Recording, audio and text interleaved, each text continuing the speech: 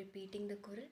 தனக்கு உவமை இல்லாதால்தான் சேர்ந்தார்க்கு அல்லால் மனக்கவலை மாற்றல் அரிது.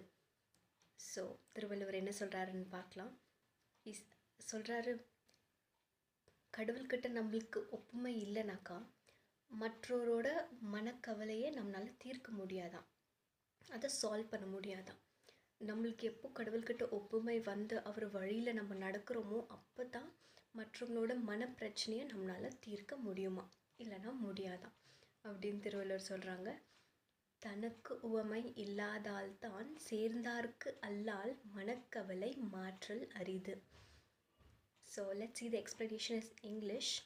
Thiruvalluvar says, the one who does not reach the footprint of God and who does not follow it will not be able to solve the other mental problems of other people.